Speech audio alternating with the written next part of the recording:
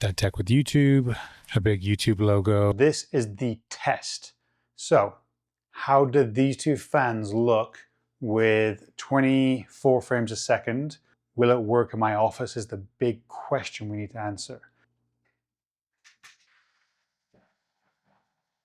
So of course, half of this is going to be monitoring my monitor, but then taking the footage and checking it out in post. And of course, the audio. How is the audio coming through and how can I treat that audio with the fans in the background? So as I look at the monitor right here, I can see the big one, there's a line going around here.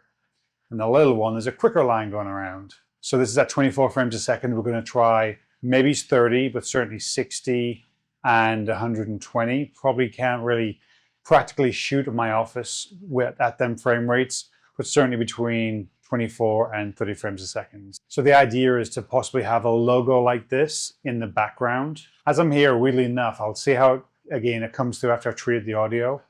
But this one sounds like a lower pitch than this one. So this one might work better. But the idea, what I would like to do is my light feature I have in the back, the Govee light, which is like the hexagons in a shape. If I could put one of these in the middle and have a logo, rotating logo, something, that would actually work. So far, that's what we've got. That's what it looks like. So let's try a different frame rate. We're now at 30 frames a second. So I can see more lines on this one and a line on that one. So it's a possibility. Let's flick through a couple of these. So something like that looks good. So for a logo, you might get away with less lines. So I'm not saying I would want my face there behind my head in my studio, but that's what it would look like at least. So let's try 60 frames a second. 60 frames a second. So that's clearly more to it going on there. But again, that's just how it's coming through on my monitor. And again, I wouldn't shoot at 60 frames a second if I was doing talking head stuff, but really it's just to see. So let's crank it up to 120, 4K 120, probably unusable. So clearly the lower frame rates are better. Back to 24. See how simply I can mount the small one. The mount on this one's a little bit bigger because it's a bigger motor. I'm just thinking I might touch it by accident. Definitely don't touch these things, by the way, FYI. Especially if I'm mounting it in the back of my shot, then I don't want to put a whole bunch of holes behind my studio where this is going to live. Either way, I got to figure it out. Next is the installation. Clearly I've done it twice, but it's going to be an installation upstairs. Let's see how that goes. Okay. So that is the idea right there. And again, the question is, how's it going to look with the actual light behind it? So I think that one's a little bit too close to my liking to the panel. This one definitely sticks out more. So I think this is going to be a winner right here.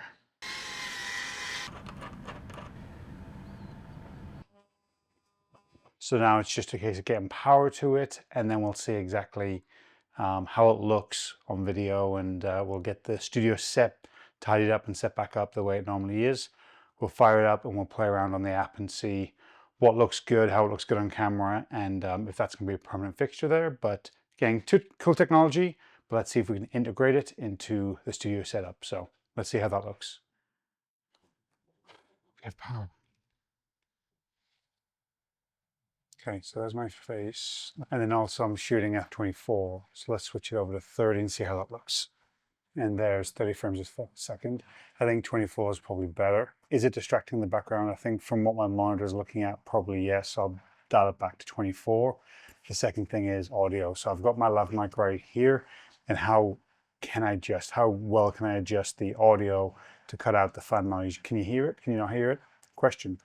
Typically when I'm here, I'm using this thing. So let's turn this on. I'm going to go back to 24 frames a second, and I'm going to record onto my mic here.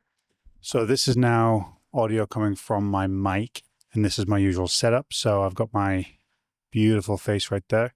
So when it's something simple like words, that could be a very easy way of just having dead tech up there and doing its thing, and you wouldn't even know the fan was there because you can't even see it. And there is some software that I want to play around with. So for now, we'll say it's mounted.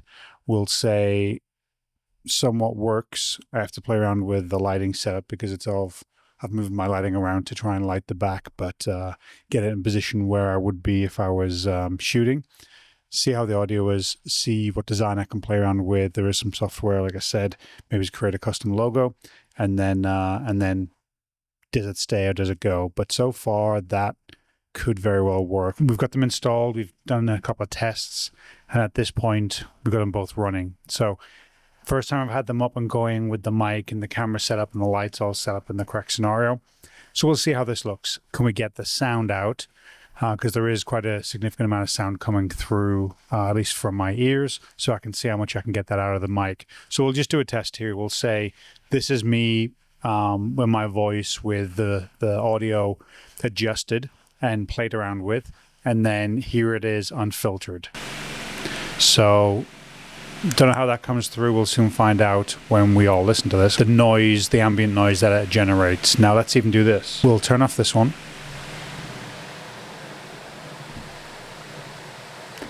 And that's just on the background. And from what I could tell on this one when it's on, you'll find, or at least from what I could see on my monitor, is it looks like there's a little bit more flickering going on. In person, you can barely see that.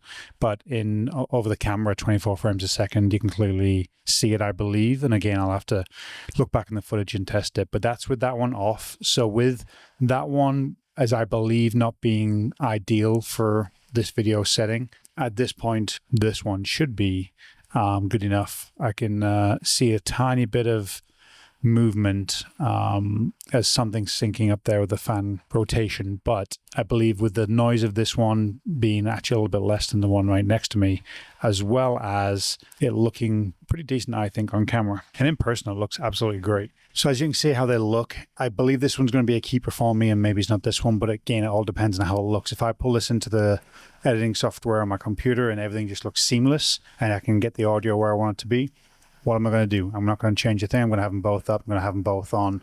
I think that looks kind of cool right there if the flickering isn't a thing. I was kind of nervous of putting this up here because the anchoring points have to be pretty beefy because the motors on it are pretty beefy and the torque on it is pretty beefy. That I just went into the kind of the really flat wood, and I have no issues putting that anywhere really and it being perfectly fine, but that one is kind of nervous. So they're up. We've tested them. Now I've just got to see how everything looks, and very impressive technology. You can kind of see how it might work for, say, a store to have something like this up and running and be a very cool, interesting advertisement board almost with that you can put anything on there and kind of draw attention. Now, I'll refer back to where I first came across the technology. I'd seen it around online a little bit, but in reality, when we went to CES, there was a company there, I don't know what the company's name was, and I'll put some footage of it, where they had many of these put together. They were in metal cases. They had sound and audio coming from them. So basically you had like a holographic person in front of you who could kind of interact. And they had it programmed really well. So obviously the technology for this stuff is it's very much there, where you can almost have like the holographic look to things. And then the glass kind of took away the noise and the danger of somebody sticking their hand in there and hurting something or damaging something. So I was very impressed with that, and there was holograms everywhere. It looked fantastic. Now at this point, being able to play with it and use it and utilize it for dad tech and for my own stuff, I love the way it looks and how you can interact with it and how it looks 3D, and you can make 3D models. So very cool technology. So I'd highly recommend. The link will be in the description below for these fans. The bigger one, obviously, for this purpose is great. Probably higher RPMs to get the fans up faster so that it looks a little bit better on video.